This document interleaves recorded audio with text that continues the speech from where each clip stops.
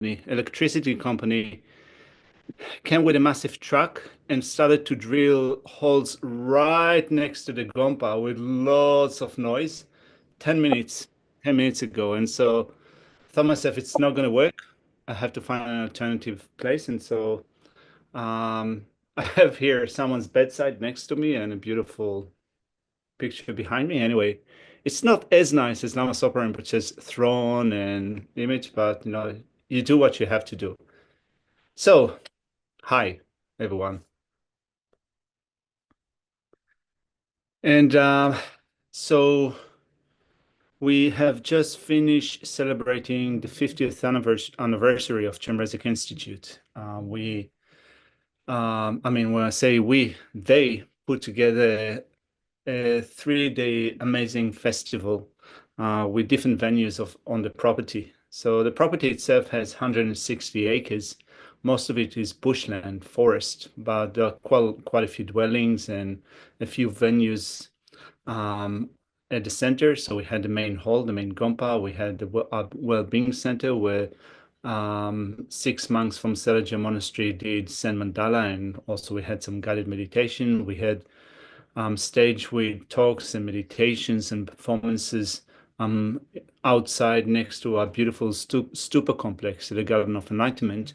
We have a massive garden with statues of the 17 masters of the Nalanda monastery, and we had debate presentations and other things happening. And in the main Gompa, we had about 25, 26 geshes and rinpoches that came from all over Australia, New Zealand. Khenpo Chuni, the abbot of Kopan Monastery, flew in. Roger from the central office came in. So, and of course, about 15 or 20 monastics, Australian, New Zealand, and so forth, and that assembled from all over, and hundreds of people that were here for the weekend. And so it took us weeks of preparation.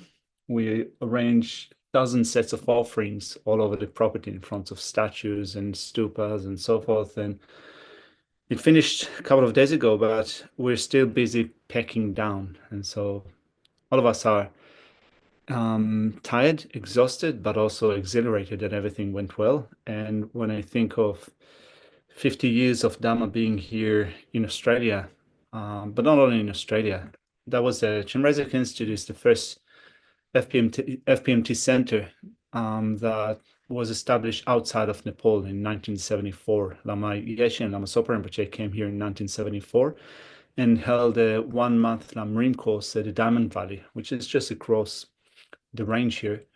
And at the end of the 1-month course, someone offered, 4 people came together, bought a piece of land for $40,000 only, 160,000 acres, and offered it to Lama Yeshe and Lama Sopa Rinpoche.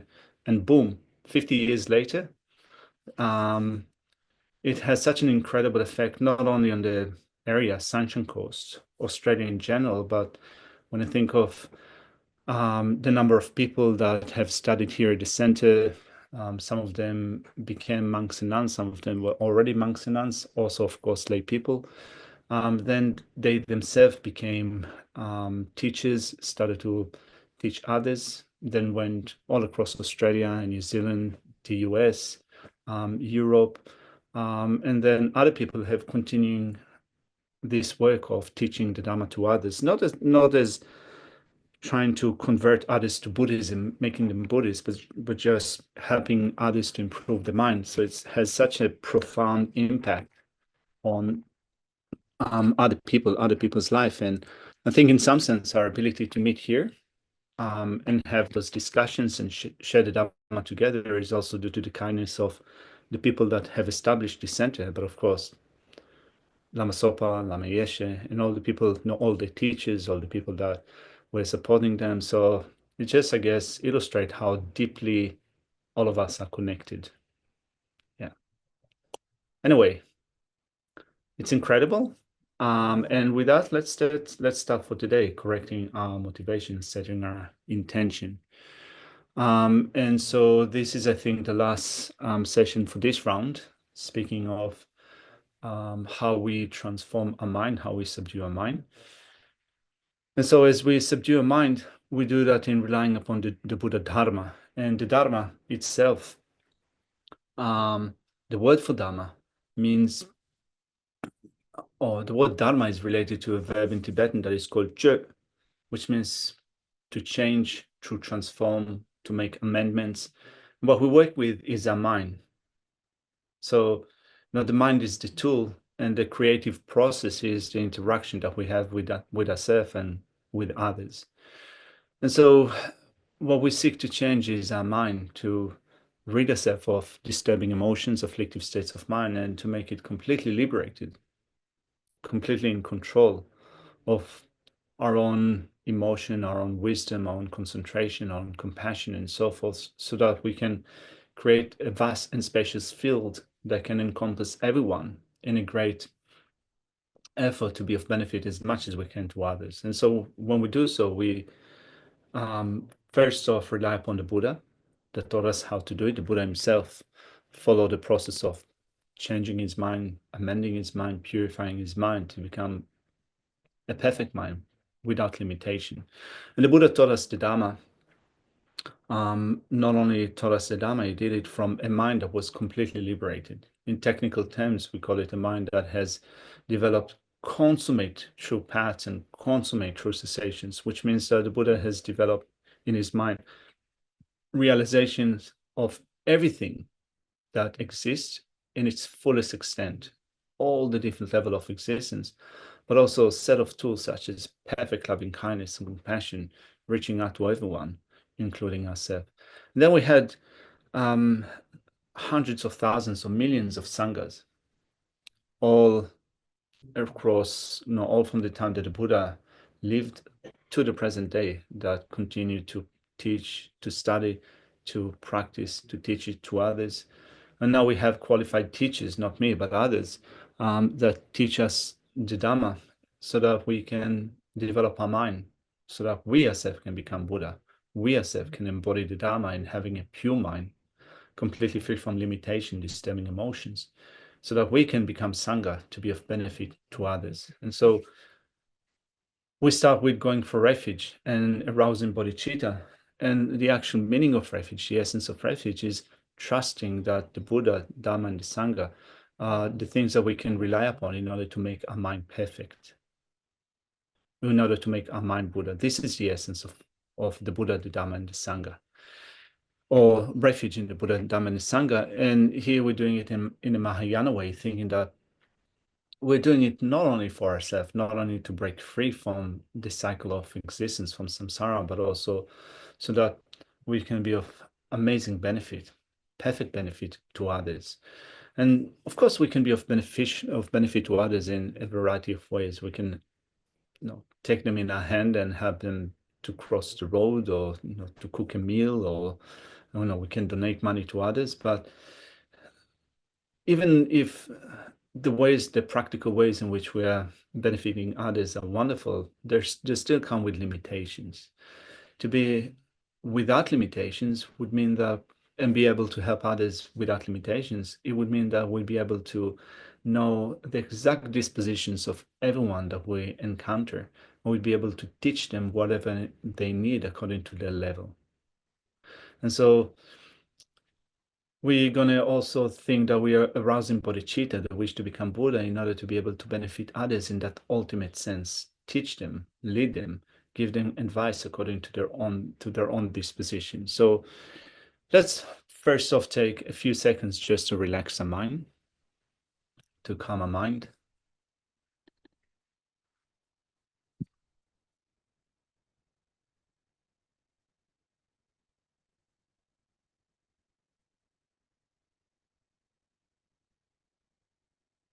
Making sure that our body is at ease and relaxed.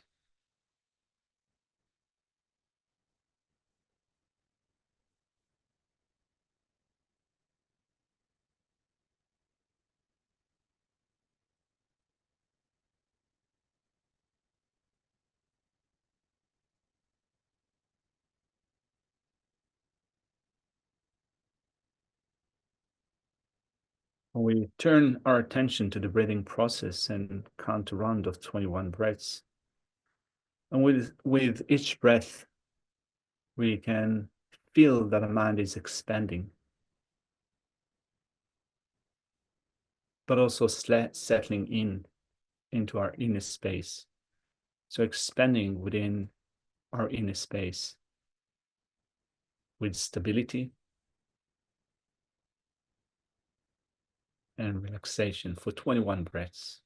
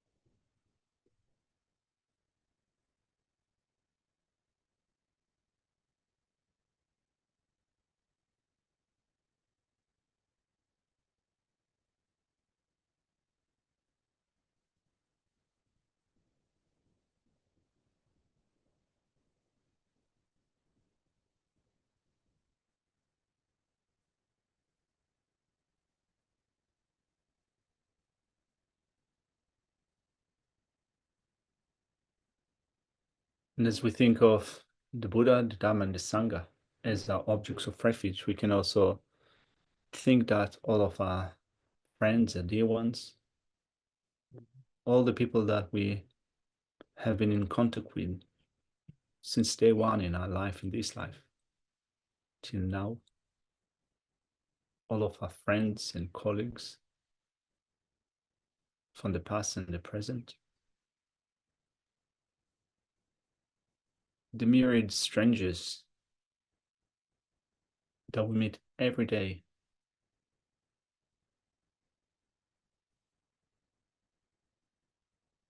countless strangers, and even enemies are all with us for this session, sitting around us in a front and back, right and left, above and below, as far as the eye can see.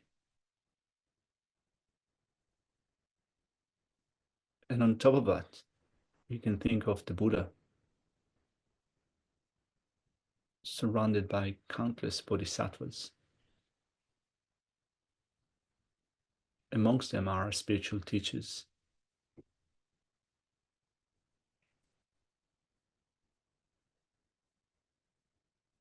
And with a sense of trust and reliance upon them,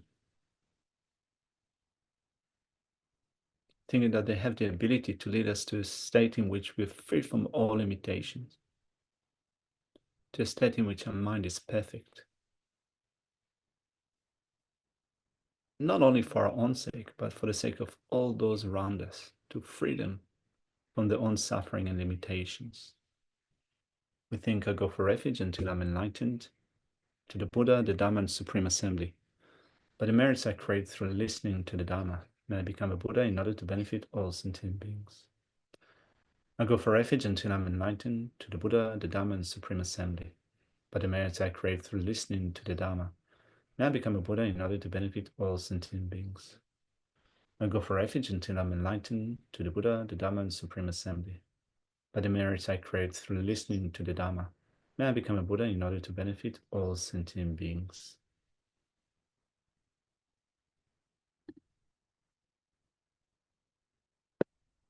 All right.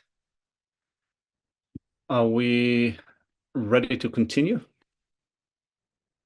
So have you got any questions or things that you wanted to bring up from our previous discussion last week before I continue? Cool. All right. And so we spoke of the stages of subduing the mind in relation to the Buddha's verse, commit no negative action, perform perfect virtuous actions, subdue your mind thoroughly. This is the teachings of the Buddha. And so I wanted to focus on the third line in this verse that is taken from the Buddha's teachings in the Dharmapada. And I thought that the sense of subduing my mind would be, first of all, coming to understand what my mind is. Then, once I understand how my mind works, what are positive states of mind, negative state of mind, how do they feel, what is the texture, what is really constructive and beneficial for me, what states of mind are not beneficial for me, what is a positive motivation, what is a negative motivation, and so forth. Then the next stage is trying to avoid things which stir up disturbing emotions, trigger disturbing emotions. Of course, it's not possible to completely avoid them. It doesn't matter how far we go away from things that steer our emotions. The mind is still with us. Disturbing emotions sometimes arise from within the sphere of our mind.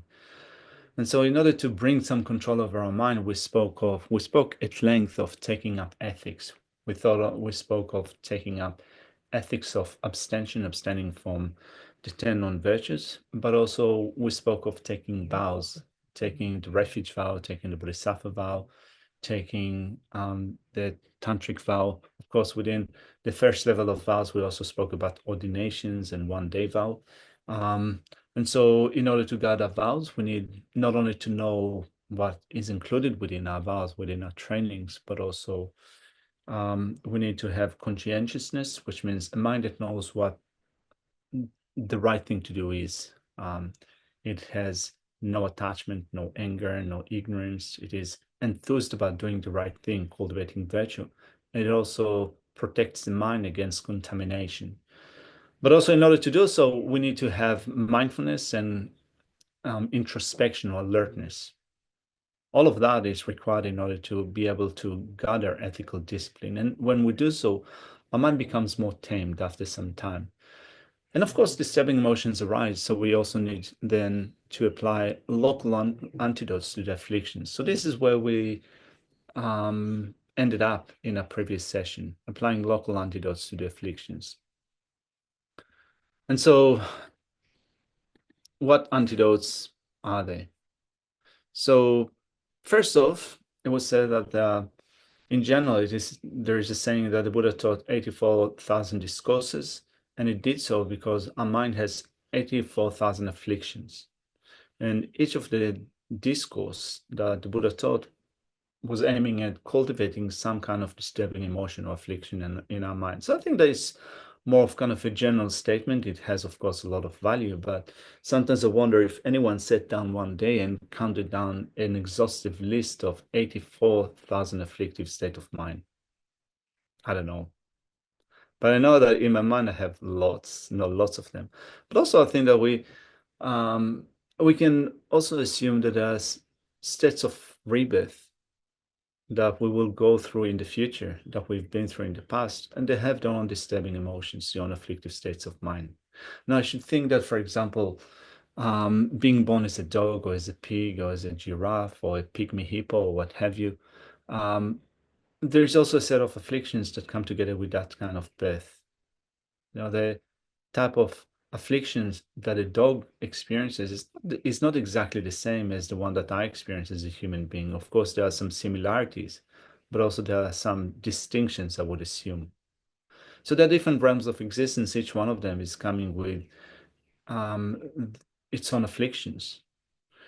And altogether, in order to break free from the cycle of existence, we need to purify all of them. And so we first off start dealing with the afflictions that we have as human beings, and we do so because now we have, in this rebirth, we have an intelligent mind, we had freedoms and leisures, freedom and richnesses that enable us not only to work on our mind and purify afflictions that we have as human beings, but also to develop wisdom that will eliminate all of the afflictions belonging to other realms of existence. And we can do that because all afflictions arise from ignorance. So if we eliminate the root of all afflictions, ignorance, all the other afflictions will abate. And ignorance not only that is not aware or does not know reality, but it's ignorance that misconstrue of reality. It distorts reality. In order to eliminate that, we need to develop wisdom that is completely opposite in its mode of apprehension to ignorance. If I don't develop wisdom that is completely contradicting ignorance, if I do something else, another type of wisdom, it'd be good. I know I'll be wise, but it will not be powerful enough to eliminate ignorance. In like, for example, um, if for example, I'm completely confused about reality, I think that things exist in and of themselves, by their own right. If I develop wisdom that understand that everyone is equal, it's great wisdom, but it's not the wisdom that will eliminate that misapprehension, thinking that everything exists in and of itself. To eliminate that misapprehension, that wrong thought that everything exists in and of itself, I need to develop wisdom that understands that nothing exists in and of itself. That is a direct contradiction to the way that ignorance apprehends its object. Sounds a little bit convoluted, doesn't it? All right. Anyway, and so to do so, we first of all need to kind of create this strong mind. No, it's like developing that type of wisdom that is completely opposite to ignorance is its mode of in its mode of apprehension, requires a lot of mental strength. It requires a lot of focus. To be able to develop strength and focus, our mind needs to be more equanimous. To be more equanimous, we need to put a lid to reduce afflictive emotions. So we have local antidotes. When strong attachment or moderate attachment is present, we have a set of tools, mental tools that we can use in order to deal with our disturbing emotions.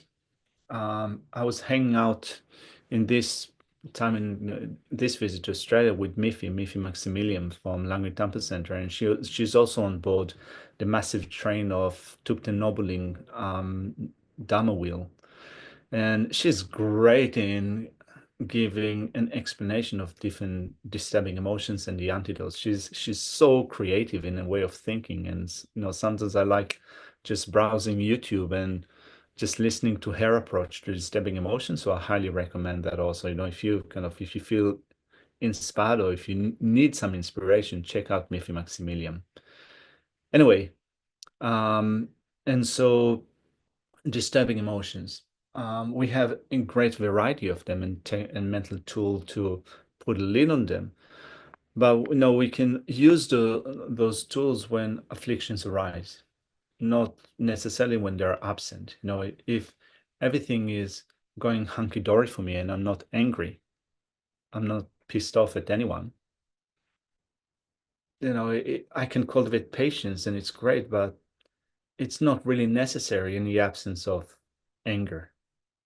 It's important that I develop the understanding of what I need to do when anger arises and make sure that I extinguish the fuel of the causes of anger. But in the absence of anger, I don't necessarily need to be patient. In the absence of attachment, I don't need to apply now the antidotes to attachment. But I need to have the knowledge of what to do at the tip of my finger when attachment rears its head. So we have 84,000 afflictions. All of them are said to arise from the three poisons: anger, attachment, and ignorance. And so we have many different types of teachings and tools to deal with attachment. And I think that maybe I read through some of them in a previous session. So for example, when attachment arises, I can meditate on the faults of samsara and the faults of attachment. So the faults of samsara, I think we all understand from our own personal experience how samsara is not a comfortable state. Sometimes we are comfortable, sometimes things work out for us, but I think that when I look at least at the people that I see here on the screen, I think that all of us have passed at least half of our life. We are approaching the end of our life. It might be around the corner, but we might have a couple of decades or more, hopefully as much as possible. But we experience all along, we've been experiencing the suffering of aging. It's actually quite funny for me in a sense. I do think that I do feel aging, the process of aging, and I'm in my mid 50s. I'm talking to my Dharma friends here, and many of them, some of them, my good Dharma friends, are older than me. So, in relation to them, they think that I'm still a kiddo. But I mean, yeah, we all go through that. Even if I'm younger, I can't do the things that I've done when I was 20 or 30 or 40. I can already see that, it's like even so far as my body is changing, I'm putting on weight, and if I'm trying to lose weight, it doesn't come off like before. I'm putting on weight easily, and when I try to restrain myself, my fingers are growing slimmer, but not my belly. It's difficult walking and it's difficult bending, and I guess that we all know what's happening. And also I think that my mind is not as fresh as before. I require more sleep sometimes, more rest. Um, so there's a suffering of aging, and also kind of my nieces think that I'm already old, like 50s is someone that is really old, you know. So, I've been looked down upon, not harshly, but you can already see that I'm outdated in the eyes of some people. And then there's the suffering of course, sickness. Um, Over the years here at Chimerizic Institute, I've counted so many people at the last stage of their life. It's so difficult to say goodbye to all the things all the things that were due to them, but also having to say goodbye to the people, to other people that have passed away, to parents and partners and children and so forth. So we know how difficult it is to go through the process of sickness and then through the process of dying, but also in between this great range of there's always something that we're looking for, and we cannot get it. It's just around the corner and we cannot touch it. Looking for this next degree of happiness and well-being and satisfaction and safety and security, and not being able to find that thing. Encountering again and again things that disturb our pleasure, our mental peace and security. Um, things that are dear to us that give us pleasure, being taken away for us. They break down. We have to depart from them and so forth. Geshe Sopa, I think that maybe some of you have met Geshe Sopa. Geshe Tenzin Sopa is an international traveling teacher, and he departed Chimerizic Institute this morning after he was here for a week, and he was the chant master in the great Lama Tsongkhapa Bumtsok offerings to Lama Tsongkhapa that we have held in the last 3 days, but also he gave talks here and he helped here and there. He cooked quite a lot of food to many of the geshes and rinpoches that visited the center. And just like that, 1 week was finished. He said at the end when he was entering the car, at the end of every great meeting, there is separation. It's inevitable. And so, again, thinking of attachment, thinking of the drawbacks of samsara. So, I have so many things that I want to do, so many things that I'm planning ahead for the future, so many things that I think that they will make me happy, they will give me security, they will give me safety, they will provide me livelihood, they will give me some meaning in my life. But at the end of every meeting there will be separation. I will not be able to hold on to all those things forever. They will break apart, they will leave me, and I will break apart, I will leave them. So if I hold on to all those different things, I bind myself. I bind myself to a constant sense of dissatisfaction and heartache, disappointment. But also through that sense of strong attachment and yearning, not being able to let go, I create more causes that keep me in the cycle of existence. So that's one meditation that we can do when we think of attachment, thinking that, yeah, I create more causes for samsara and more causes for a heartache. And anyway, will I have long-term happiness, satisfaction? when I get them. Now, I've been staying in really cool places here in Australia. In this visit, I've been house sitting for friends that are traveling overseas. I don't know if I've mentioned that before in previous week. I've done this week-long retreat in this amazing apartment looking Roma Parkland, and I've been in some of my meditation thinking of how wonderful it would be if I were to inherit that place. I mean, of course, no, there's no reason why I particularly will have to inherit this place. But no, this is how attachment works, isn't it? Coming up with this creation, imagination, stories, and so forth. How wonderful it would be if I were to inherit this amazing apartment. And so, really, when I think about it, then in terms of the drawbacks of samsara, yeah, it will provide me some comfort, but my samsaric mind will be with me still, even if I find myself for the rest of my life living in that amazing place. It will never be enough. It will never be comfortable enough. There will always be something that will be just around the corner that will make it better. And also, of course, what about all the things that break down in a beautiful place? Things grow old, and then you have neighbors and that you have to contend with. Then you have, of course, taxes and rates and other things that you need to do. Um, Things grow old, you need to replace things. And then when you go on holidays, you need someone to live there to kind of maintain the place. I mean, I guess that you all know what you need to do in your own places. So it's not perfect, but still our mind, that sense of attachment thinks that if only I get that, oh my God, it would be so amazing. It would be incredible. And so thinking of the drawbacks of samsara, thinking of how disappointment and difficulties and challenges will always be there because of samsaric mind, a mind that is not satisfied. So that's an example for one antidote. And then meditating on impermanence, this is crucial. And it's related also to the faults of samsara, the faults of attachment, thinking of how we also change from moment to moment.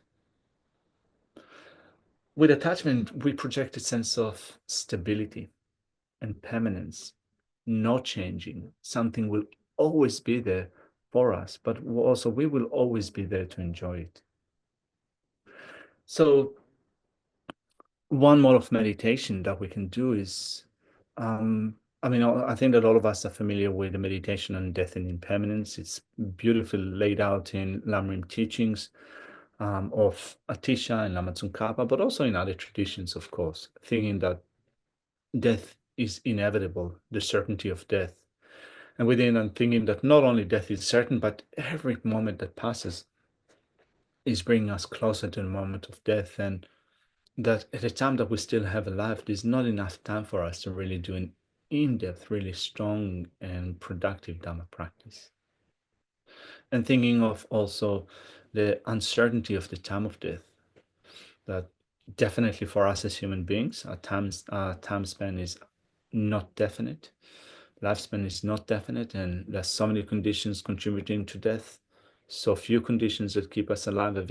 Even small, trivial conditions can cause our death instantly. I mean, we have here, this is snake land here at Chenrezig Institute. We have so many snakes and so many poisonous snakes around, and they're already out. Yesterday, I was standing with a friend next to the stairs of the Gompa, and just kind of next to us from the wall came down a brown snake, which is a bite from a brown snake is probably will cause you death in 20 minutes. No, and they're all around. It sounds quite scary. I mean, I was a little bit intimidated, apprehensive when I came here to the center, but hey, I've been here for almost 20 years and I'm still alive. Now, I've never heard of anyone that was bitten here at the center by brown snake. I mean, there were, of course, other incidents, but sometimes when I think of things like that, a snake just injects a small portion of toxins into our body, and bang, our life is over. So just kind of small, minuscule thing that can go wrong, and bang, we go away into our next life. And that at the end of our life, our friends, our possessions, our body, all of them will be left behind. So we are all, I think, familiar with this mode of meditation. But then when we think of also the impermanence of death, impermanence and death, it's also useful to meditate on things which are subtler than that. So sitting with our body and coming more in contact with the everlasting process of change. With each breath, we breathe in and we breathe out, and we're already a different person. Now, the person that was there a minute ago is gone. There were so many changes, countless changes that have already occurred on a molecular level, on a cellular level, on an atomic level. So nothing stays just like before, just like the previous moment.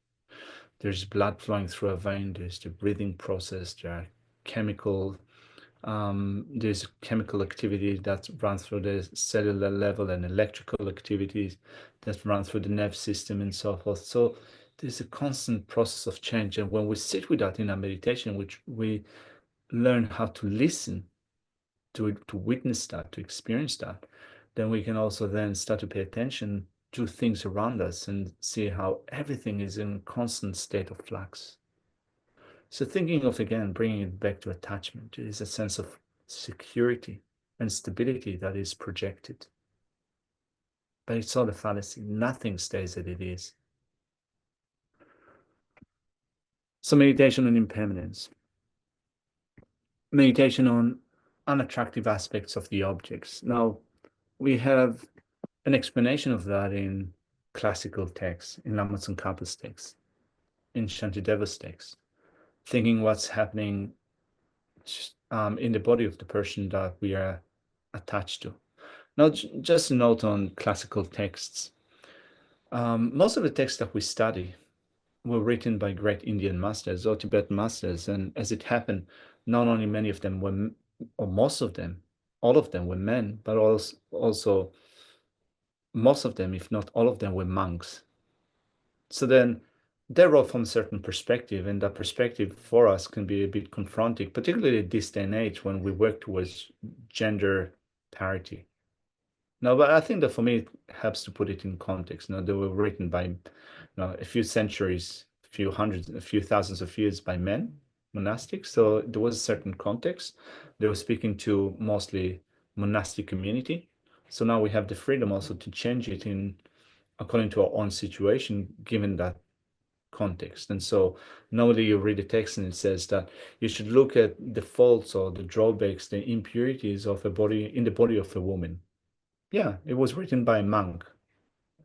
But for us, we can think of, we can think of the person that we are attracted to, regardless of whether they're a man or a woman, and just as well take that explanation without all, without all that cultural stuff that was happening once upon a time and apply it to our situation. It still works, 100%, it still works.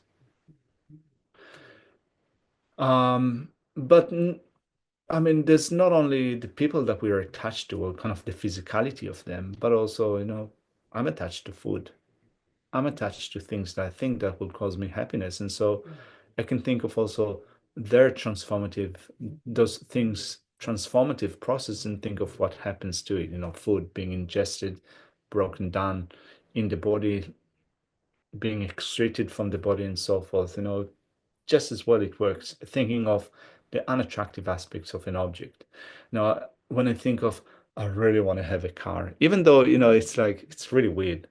I want to have a car here in Australia. Not only a car, it'd be so nice if I could drive a Tesla.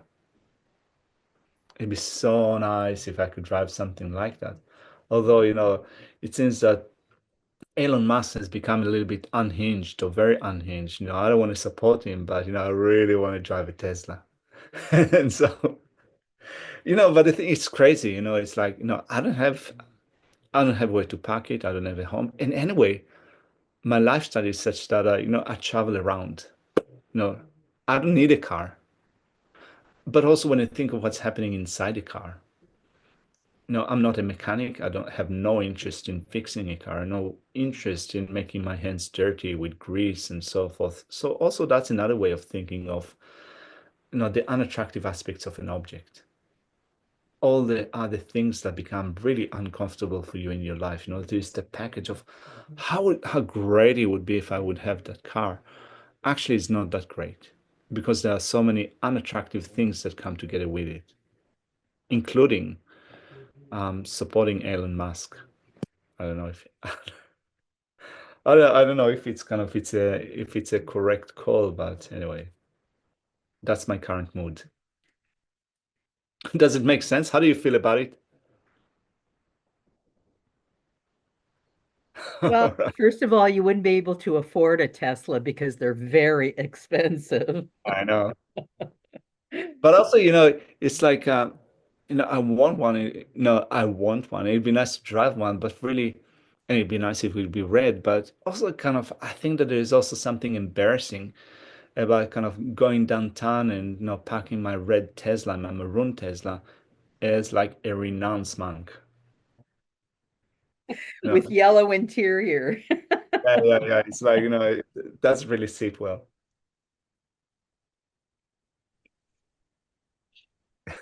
Ben, a lot of question though. Yeah, yeah, Michael.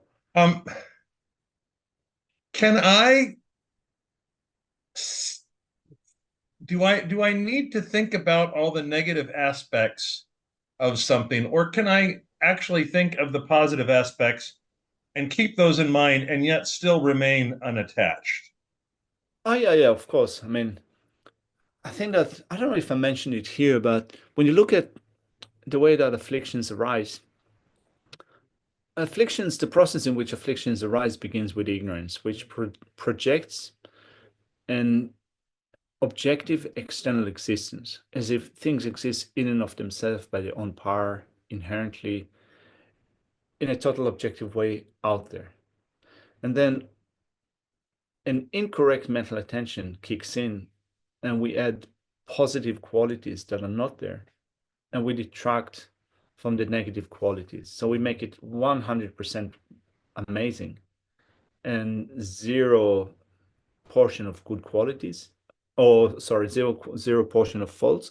Or when we get angry, the process begins with ignorance, then exaggerating negative qualities and seeing no positive qualities whatsoever. So these antidotes that we're looking at now are balancing out those things. We remind ourselves that if we attach to something, we remind ourselves that it also has faults.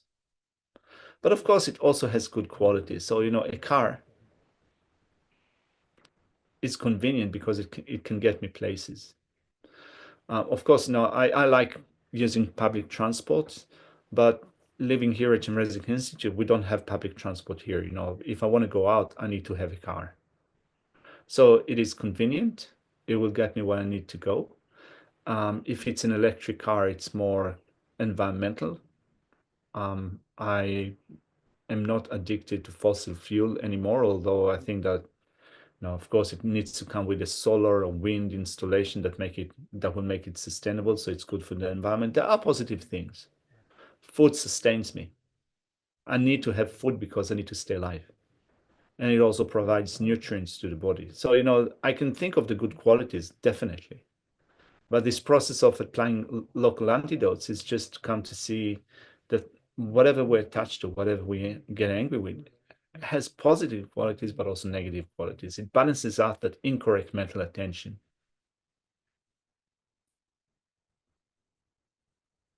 Thank you. Cool.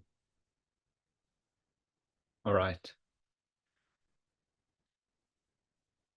And so meditating on selflessness is also a great way to antidote attachment, thinking that when I become attached to something, I tend to see that thing as existing outside of my mind in an independent, objective way.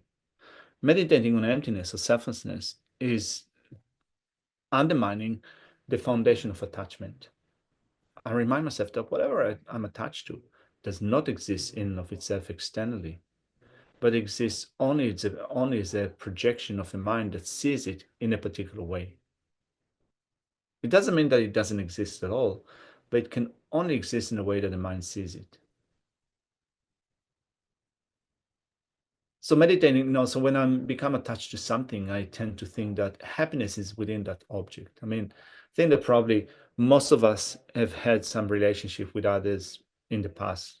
I remember, someone that I was deeply in love with in my 20s, and she didn't want to have a relationship with me.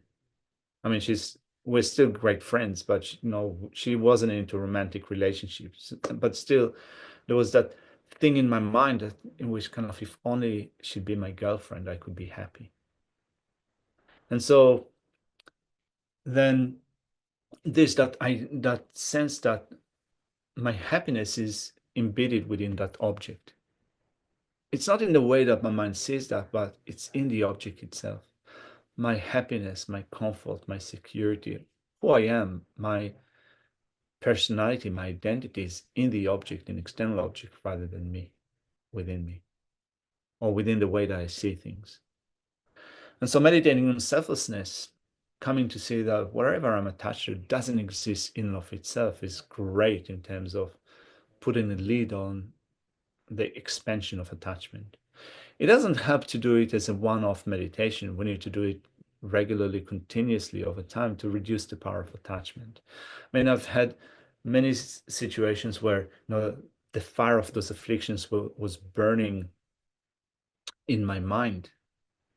And doing in one of meditation didn't rid me of all of my afflictions. I had to do it over and over and over again to remind me of how I misconstrue reality, I distort reality. And only after some time, I managed to get more balance into my life. So with our expectations from those local antidotes, we also need to be reasonable. They reduce the power of afflictions over time. Sometimes doing one-off meditation helps, but then our afflictions return. They develop again. So we need to maintain it. We need to do it over and over again and cut ourselves some slack. We are not perfect. It will take time to be able to reduce the power of our afflictive states of mind. We need to be reasonable.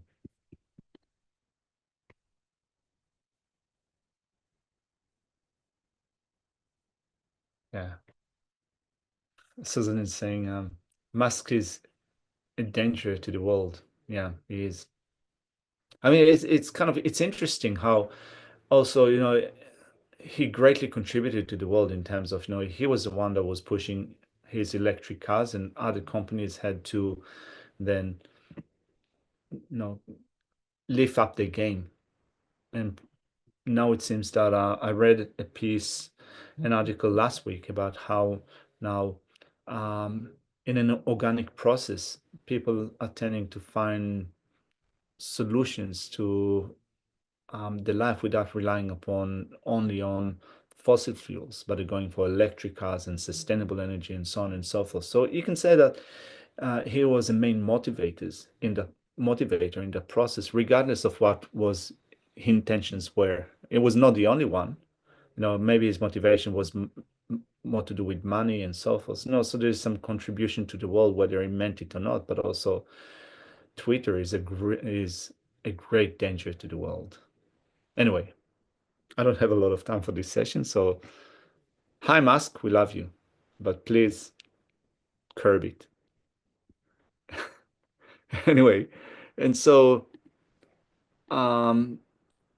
then meditating on generosity. Generosity is said to be an antidote to miserliness. But miserliness, stinginess is under the banner of attachment, right? We hold on to something tightly with attachment. We're unable to share it with others, to give it away to others. So generosity, the essence of generosity is a mind that wants to give. It is not contingent on giving something, like having a transaction, an actual transaction. Of course, if you can help someone physically, if you can feed them, give them money, give them whatever they need, give them medicine, give them shelter, if you can give them your time, that's great. But the essence of generosity is mainly a mind that wants to give. And we can train in that. We can practice meditation such as giving and taking, which is increasing our ability to give, our willingness to give. And if we do it over time, we find that in certain situations where we meet someone that is at need, it's easier to open a heart and help them in whatever way we can. So that's a meditation on generosity, meditation on thinking, imagining, opening a heart to giving not only whatever we have now, but also the result, the positive result that we get from giving, the good karma that we accumulate, the merit that we create, we also give that without any sense of loss. So these are some example of attachment, but I'm sure that there are also other antidotes that you can find in scriptures or taught by our teachers, which are left out. Let's look at antidotes to anger, the next disturbing emotion. So meditating on the faults of anger. In Shantideva's Guide to Bodhisattva Way of Life, in Chandrakirti's text, it is said that one moment of anger destroys so many roots of virtue gathered through 100 eons or thousands of eons. There is no other affliction that is as powerful as anger in its destructive force. So when anger arises, it has such a massive energy. When I become irritated, angry, even if I'm not out of control, when I'm just irritated, I can see how, even if I think that when anger is present, it destroys my roots of virtue, it has such a momentous energy, that such a great energy, that it's really difficult to hold it back, hold it at bay. But it's good to remind ourselves to do it again and again. And over time, we might find that it's just a recollection that it destroys many positive things that we have done before, that we do now, is helpful. But also, we know based upon a personal experience how it doesn't feel right when we get angry. It's so unpleasant. So unpleasant to us physically. There's a pain in our heart, pain in our body. We cannot remain restless. But also our mind is completely out of control. It goes completely crazy. We cannot find peace. We cannot find relaxation. I think that probably with anger, if there was a product on the market that would take away anger forever, all of us would be lining up to get it. I mean, no one wants to be angry, I think. And of course, some people say that you can only change realities, change your situation, if you get angry. If you don't get angry, you will not have the power to change things. But you can see something that is unjust, that is not right, and feel that I need to change it because this is not right, but without the intention to harm others. I mean, for example, looking at His Holiness the Dalai Lama, looking at other great teachers, they see a sense of injustice and they can become critical of it, but without the blazing heat of anger. They do it with a great sense of compassion. So calling a spade doesn't have to be with a sense of anger. It has to be with being upset about injustice, but channeling it to a positive way of behaving. Does it make sense? I heard recently an interview His Holiness gave at some point, and the interviewer was asking about how he felt about the Chinese since they taken his place, and he thought for a moment and he said it, they have a problem with ignorance, and he went into this very calm understanding of that. He prays for them, and he just understands that they're not seeing things clearly, and that's when you think about it. I mean, that's where I go, yeah, I'm back in a worm category and all this because I'm upset about what happened to him. And he's able to, I mean, it was all taken from he and his people. They were all kicked out, and he's able to find compassion and not get angry. Now, I've also heard he said that he does get ticked off and he gets really pissed, and then he kind of, gets rid of it. So, and I guess that's what I seek for is if I'm angry to just, bring it down. Yeah. I think that probably most of you all of you know, I grew up in Israel. So, the situation now in the Middle East is horrific, and I think that many of my friends overseas of course also in Israel, but overseas, watch television, watch the news. They get also the input from social media. What we get in social media is always kind of a really trimmed down and often quite a manipulated kind of truth. So it's like an untruth. And it forces people to develop a radical way of thinking, as if there is like a right side and wrong side. There is um, only, there's a victim and a victimizer. But then when I think of the situation now in the Middle East, Israel and the Palestinians and Lebanon, all of them are both victims and victimizers. All of them are kind of harming each other.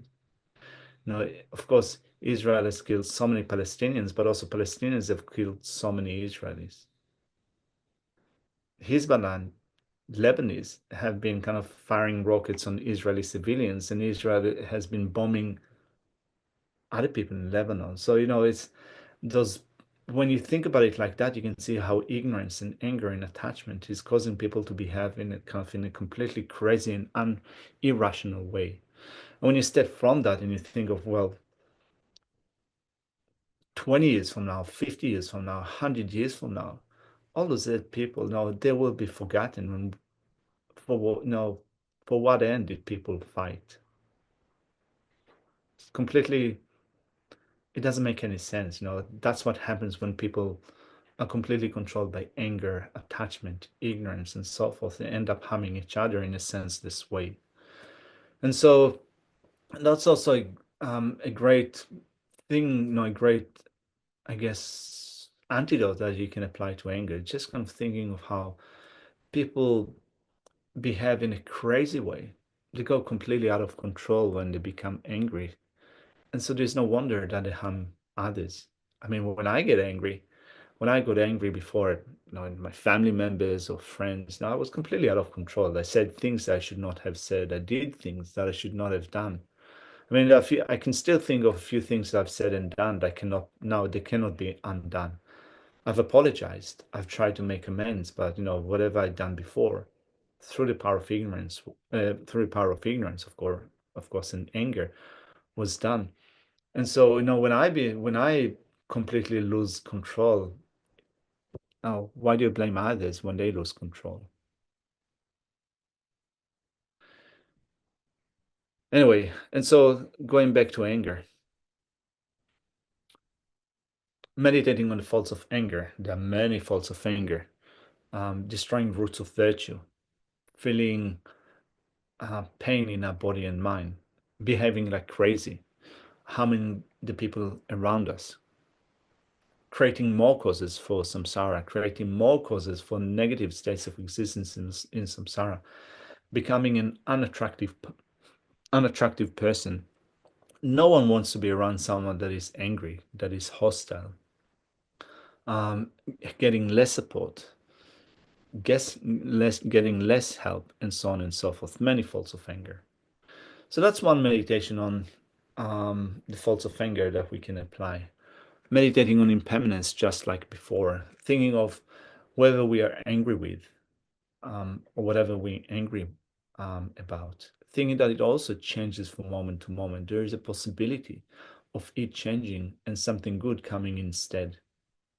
But also thinking of how if we were to die tomorrow or soon, do we want to die with an angry heart, with still resenting that person or that situation? Or do we want to die with a sense of forgiveness in our heart to make amends? And also, was it that important? Is it that important to be hateful or to be angry if we're going to die soon, or the person that we're angry with is going to die soon? Do we want to die with a sense of love and care for others?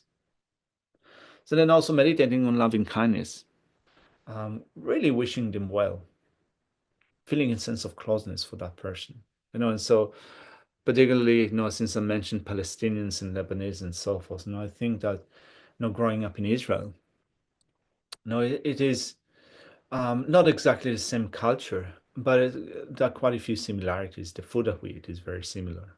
The music that we listen to sometimes have similarities. Language is also quite similar, coming from the same background. We enjoy the same sea, the same weather, and so forth. And in my day-to-day experiences, in the subjective experience, we're all seeking happiness and well-being. We all want to avoid suffering and pain. All of us have families and people that are dear to our life. All of us fear that sense of insecurity, being insecure.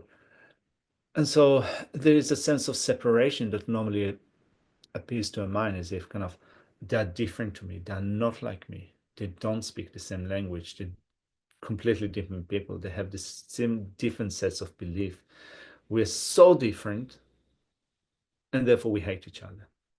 But actually, we are pretty much alike. Our subjective experience on a day-to-day level is pretty much the same. We don't like, many of them don't like the heat, they like nice weather, they like nice food, they like to spend some time with the relatives and friends, they like the children, they feel pain when their dear ones are dying or sick or injured and so forth. So developing that sense of understanding that actually very much like me, may they be happy, may none of it happen, may we be able to live together in peace, is much more kind of constructive to me. It's not as painful as hating them, resenting them, and so forth.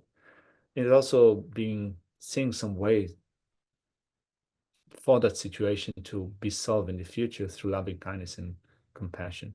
So that's a great form of meditation for anger. And of course, there's so many reasons that we can introduce into the meditation on loving kindness. Thinking of how all of them were my mother before. My mothers, my brothers, my sisters, my fathers, my husband, my wife, my dear friends, and so forth. Now we might be in disagreement. They might hate me. They might want to harm me. But still, once upon a time before, they were very close to my heart. I don't remember it, but it is very likely. They've contributed a lot to my life. May I be able to do the same for them, not harm them, but be able to benefit them in one way or another. Even if they don't want my help now, it's okay. In the future, in another life, we'll still be going to be close to each other. May I be able to benefit them in the future.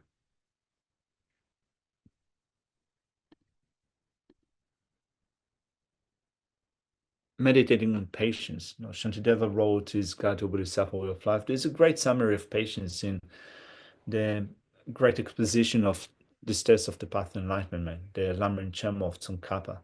A summation of the chapter on patience, but Shantideva goes in his chapter on patience, the sixth chapter.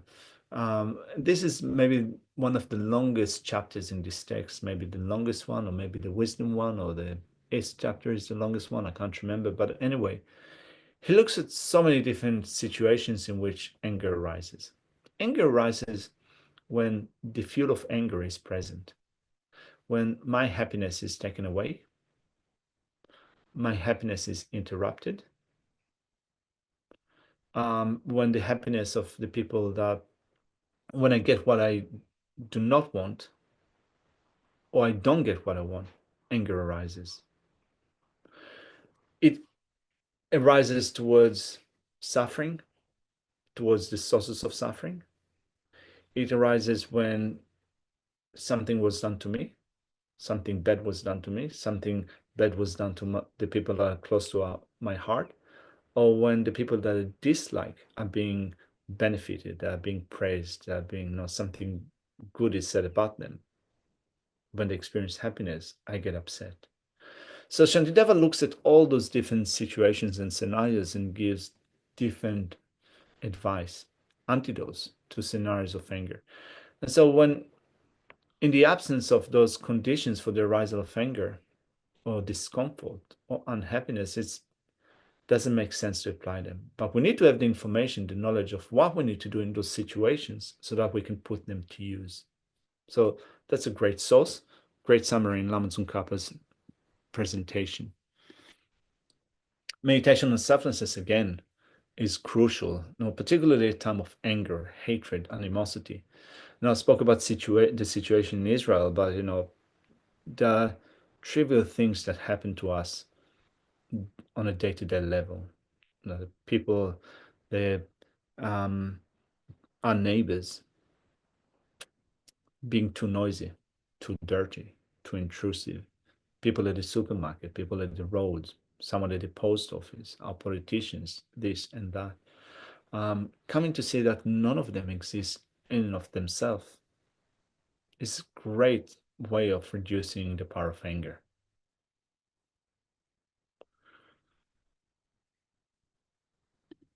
And then we have ignorance. Actually, before speaking of ignorance, any questions about anger or animosity?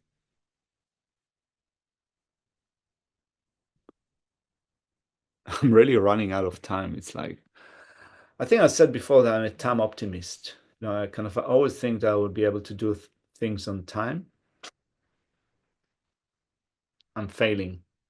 I'm a total failure. I'm a loser. Anyway, and so maybe actually, you know, if I don't finish to my, I think, you know, I will try to rush through the end and kind of speak of a few more points.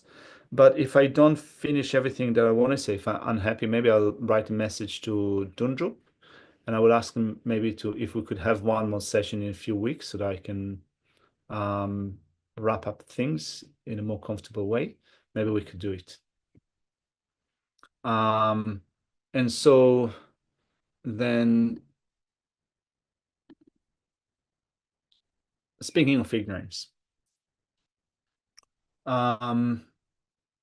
wisdom of the conventional world, realizations of impermanence, understanding the four truths, etc. And so we're ignorant of so many different things. We're ignorant of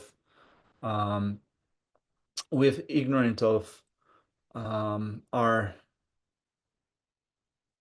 world that changes from moment to moment. You know, we tend to, as I said, project permanence and stability, everlastingness on everything around us and on ourselves.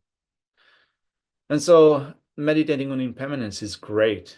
Not only know what I said before, but not only cause impermanence, but sudden impermanence, really meditating regularly on the process of change that occurs within our body in a minuscule, constant way. Meditating on the impermanence of anything else is crucial. It helps in saying goodbye, being able to accept the departure of things that are close to our heart. But also meditating on the four truths, meditating on true suffering, meditating on how the things are the comfort, the happiness, the pleasure that we seek in our daily life is really mostly suffering of change, chasing after suffering of change. So that's another development of wisdom. When we understand that we are seeking suffering of change, we're seeking contaminated happiness, that is pleasure, that is happiness, and will give us some degree of pleasure, but at some point it will no longer be dissatisfactory. It will cease to satisfy us, and it will also end up likely to be something that causes us pain or just not being satisfied anymore, dissatisfaction, disappointment. Meditating on this body as being pervasive suffering of conditionality. I mean, it's good to have this body. It has been with me for 53 years. It's been helping me to develop my mind.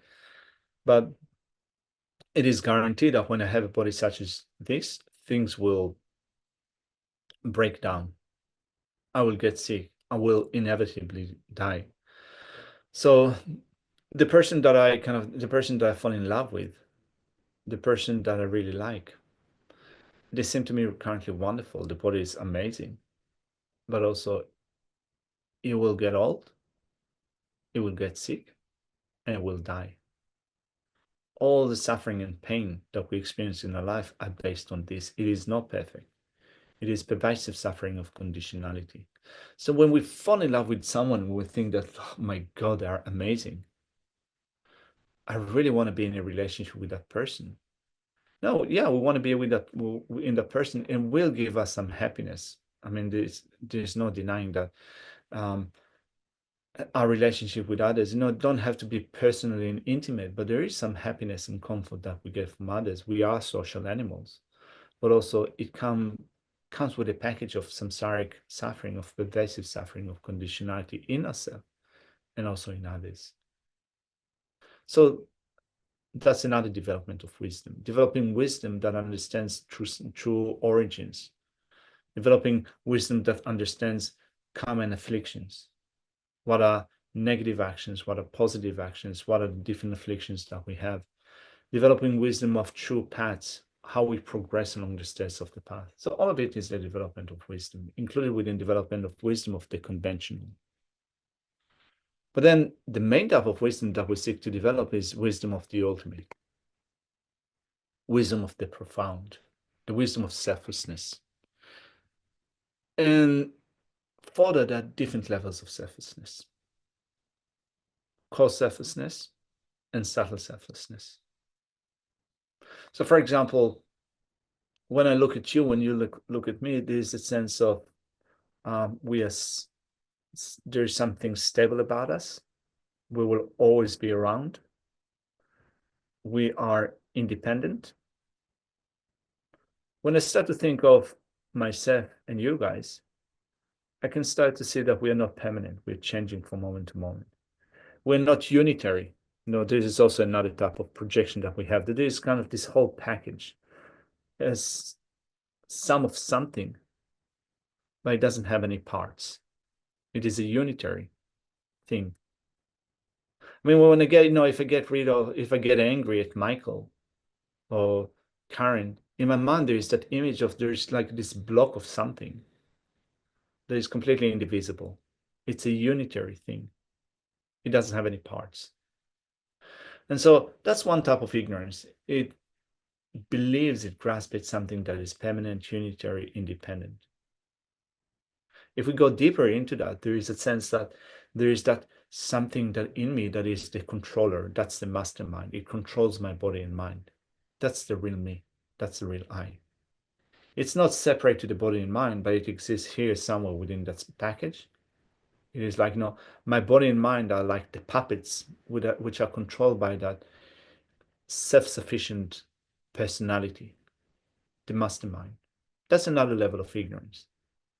But we can go deeper than that and see ignorance that projects a thing like an external, objective, inherent existence to anything else.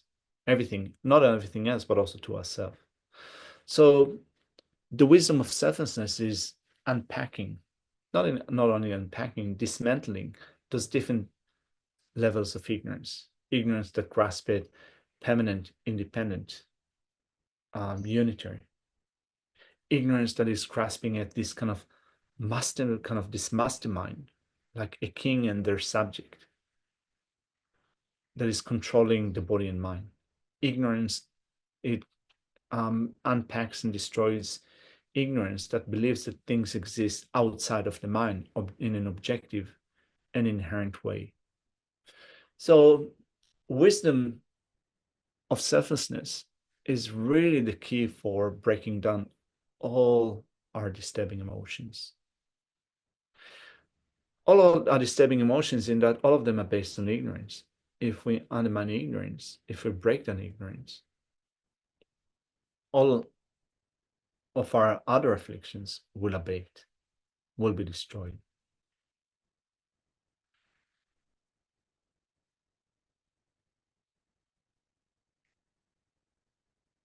Any questions about that so far? I mean, I already came in my mind to the recognition and decision that since we're not going to finish everything today, at least to my satisfaction, that I'm going to ask, I'm going to beg Dundrup to add another session. And so I'm just taking it easy. Have you got any other questions?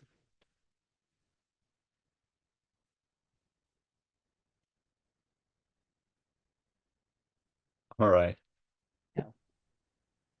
I was just going to say that whenever we talk about anger, I just always think about that we actually live in a culture, in Western culture, where anger is considered a healthy thing, or it's healthy to express it, and that it's unhealthy not to express it. And people make, what I find is that people make the subtle mistake of thinking that expressing anger is dealing with it. And they're Yeah. not the same thing. So in Buddhism, you have to deal with the anger and understand it and its origins and all that other kind of stuff. But it's totally unnecessary to express it. Whereas it's the flip side, really, in our culture that it's a healthy thing to do, and you're actually dealing with your anger when you express it, when really we're not dealing with our anger when we express it. When you Yeah, feel it's it. completely spot on, Lorna, because it's we think that sometimes that being patient is to bottle anger, that you need to suppress it and remain with it. And if you let it go, then if you vent it out, then you can be free from anger. Um, Whereas the meaning of patience is not to bottle anger, not to suppress it, but to really do a lot of internal work to transform our mind so that it is not angry, but it is not that it remains undisturbed. And so, and it's also related to what I said before. You can still be upset about something, and you can also express um, your, I wouldn't say outrage, but express your views about something being unjust. And you can also be forceful about it. Not everything has to be said in in a nice way with a smile on your face. And I think that kind of the most, I guess, common, simplistic, but also clear example is that when you're a parent, you sometimes need to be kind of really strict with your child. Now, sometimes you're not kind of completely enraged, but you still need to instill some fear in the heart, so that they don't cross the road when it is dangerous, or they do the homework, or they, don't kind of stop being on their devices all the time. That's like a lost battle anyway. Um, so you sometimes need to be fierce, but it does not mean to be that you're enraged. No, it's not bottling anger. It's not, maybe not anger at all, but you need You sometimes to need to kind of, be firm, yeah, firm. firm. So it's okay to be firm with people, Yes, yes. particularly not when you have a job that you need to do. Sometimes you need to be firm with people. You can't do it always with a smile on your face. Also, doing it always with a smile on your face will not always reflect your mood. So no, we are human. We are human. We Well, don't this have to. is it. We're not Buddhas yet. Yeah, definitely. We're Buddhists, but we're not Buddhas. Yeah, we're not Buddha, we are not Buddhas. Our mind is not perfect, and also we lack the means, the tools to know really precisely what would be the best thing to do in this situation. So we try our best. We're trying our best, and so when we act upon anger, it is likely, it is possible that we'll do the right thing, but for me, it is also possible, very much so, that I will not do the right thing, that I could have done things better. When I act out of anger, my vision is completely skewed, completely partial. Yeah, and so bottling anger, kind of being enraged from within, but not expressing it, does not mean that to say that I'm patient. It's good not to react when something arises. It's good not to harm others, but the actual meaning of anger is not to allow a disturbed mind to run loose in our mind. That's the real meaning of patience. So Shantideva, in his text, but also Lama Tsongkhapa or other teachers that you study with, other texts that you read, the methods that you use are methods for developing a mind that is not disturbed in the face of harm. Yeah, that's the real meaning of patience. Yeah.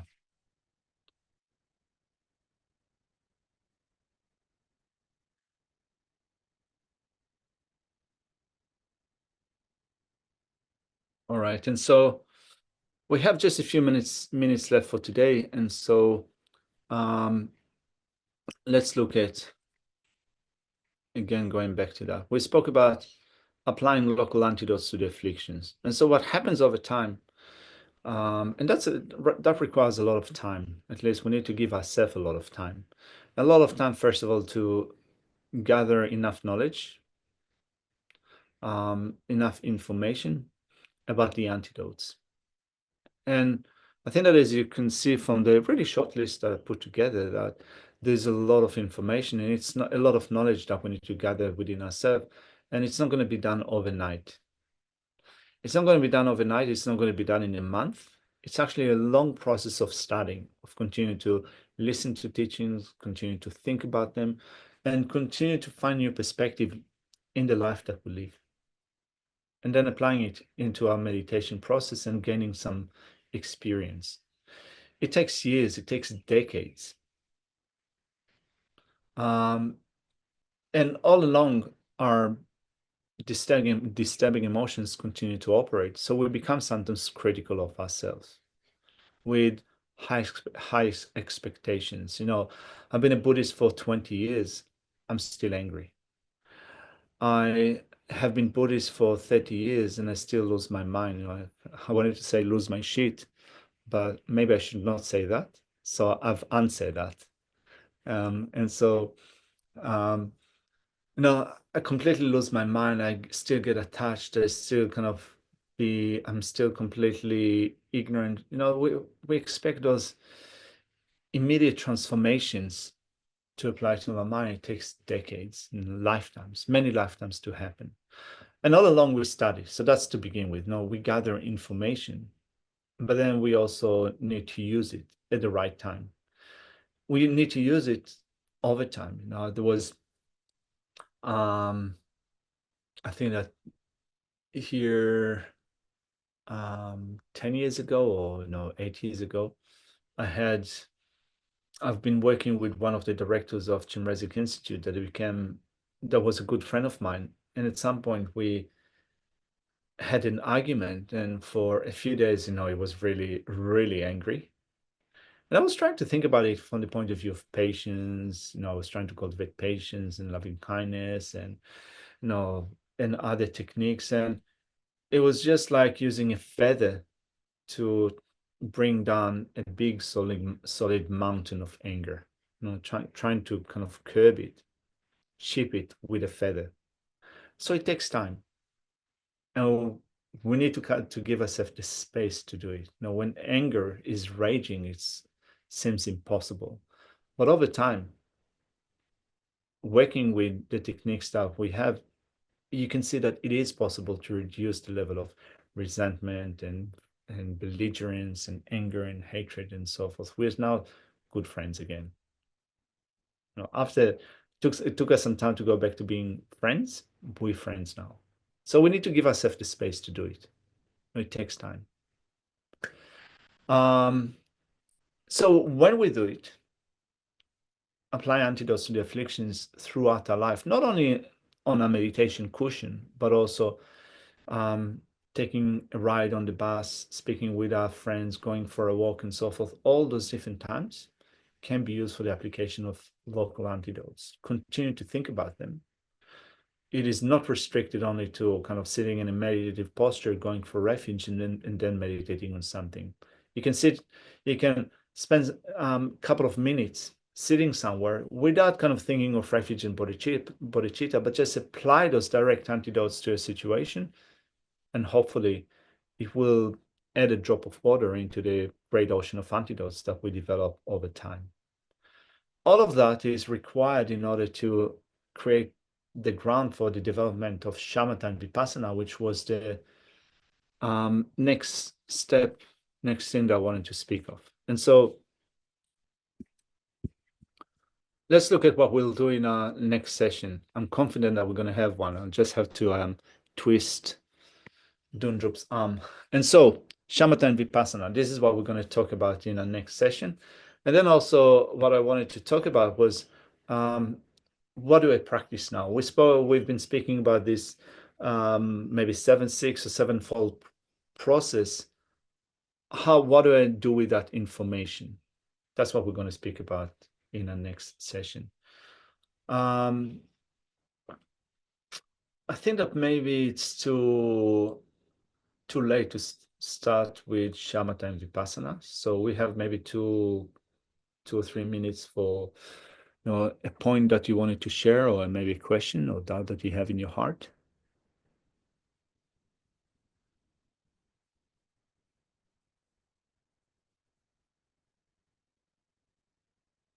All right.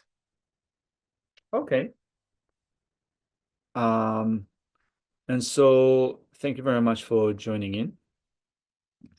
I am, all right, what's happening for me now? I'm going to Tasmania, South Australia, in a week to translate for one camp that is coming out of Siddhi Rinpoche's monastery, traveling to Australia to give some teachings. And then in November, I'm going to India for more teachings and retreat. So in between, we'll find some time to still discuss the Dharma. It's good to continue to do that. May I ask where you're going in South Australia? Is that Buddha House? No, so Tasmania. Oh, it's not South Australia. Sorry. No, yeah, so yeah, it's not South Australia. It belongs. So it's a center. It's a Karma Kagyu center. Siddha Rinpoche, my ordination master, has devised a 3-year spiritual program that is called Discovering the Buddha Within. And it has been taught by Mingyu Rinpoche and Gyalto Rinpoche and some Khenpos from his monastery. So it is taught in Europe and maybe the US. And this year they're starting with Australia and New Zealand for the first time. And so the presentation is very different to what I'm used to. Although Siddha Rinpoche is my ordination master and is a Karma Kagyu Lama, I'm so used to the Gelugpa approach to Buddhist presentation. So I'm looking forward for having it from a different angle.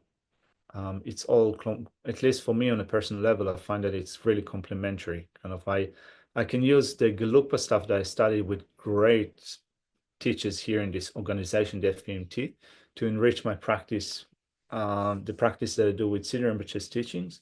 And I can use Siddha Rinpoche's teaching to really make more, I guess, experiential, the stuff that I've been studied here in this system. So it's great. At least that's what's been I happening. understand. Totally. That's great. Yeah. Cool. All right. And so let's finish it off for today here. Again, I forgot to open the dedication file. I'll open it while I say a few words. And so as I started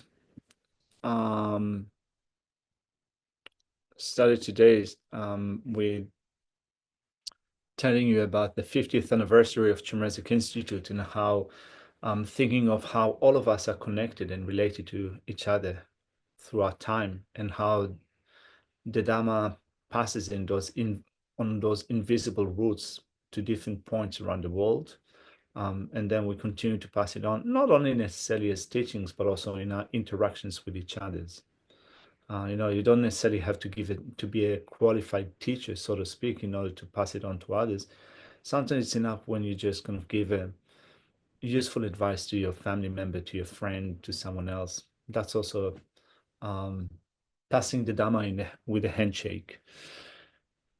And so in dedicating the virtue from today, I can think of all the people that have contributed to this organization, not only Chimrezik Institute, but also this platform that we use within the FPMT that have been in existence for 50 years with thousands, tens of thousands, hundreds of thousands of people that have been involved, millions of people that have been involved over the years, coming through us, through those great beings. First of all, Lama Yeshe and Lama Sopa Rinpoche, many geshes that have been operating in FPMT centers for decades, people that have been involved directly with Tunpa Nobling. I think that Geshe Sherab is strongly connected to your centers. So may all of them continue to live long, if they're still with us, continue to live long and to guide us.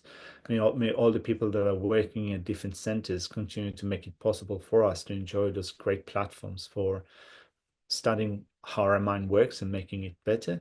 And may we be able to do it better for others in the future. Yeah. And so let's do some dedication verses.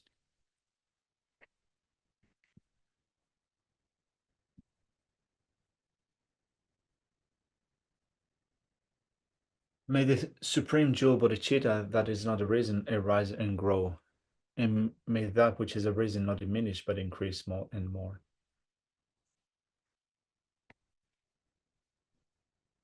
Then for His Holiness the Dalai Lama, long life and then the success in all of his activities. In the learner's circle by snow mountains, you are the source of all happiness and good. All powerful Chinrezig, Tenzin Gyatso, please remember till samsara ends. Savior of the snowland teachings and transmigratory beings, who makes extremely clear the path that is unification of emptiness and compassion. To the lotus holder, Tenzin Gyatso, I beseech, may all your holy wishes be spontaneously fulfilled. And lastly, for the swift return of Kyabdja Lama Sopa Rinpoche to us, and so I took the liberty to change this verse. You uphold this abused moral way, who says in the bountiful bearer of all, sustaining, preserving, and spreading Vajranath's victorious doctrine, who masterfully accomplish magnificent prayers honoring the three jewels. Sever of myself and others, your disciples, please come back to us quickly. All right. Thank you very much. Have a good night, everybody. Have a beautiful week next week. Travel safely. Thank you. Yes, thank you very Venerable, much. Before you go, last year, Venerable Zhamjiang found herself in a similar position, and there were a couple of extra classes that they ended up giving her. I did just look and and I did want to say that next month we have a class with Bonnie Sewick, and she's teaching on how to find a teacher. All But right. there isn't anything on the schedule for Sunday in November. That doesn't mean Venerable doesn't have something already planned. But last year they did find a couple extra weeks for Venerable Zhamjiang in December. So it would be wonderful to have you back. Thank you. And if it's not for this, it's for something else. Thank you so much. Yes. All right. Thank you. Thank Thank you. you. Thank you, very much. Venerable. Thank you. Be Thank you, safe. all of you. Thank you. Yeah, I've been. We have met before on this great platform of Dr. Nobling, and although we've never met in person, it still feels that we are connected. So thank you very much for coming along.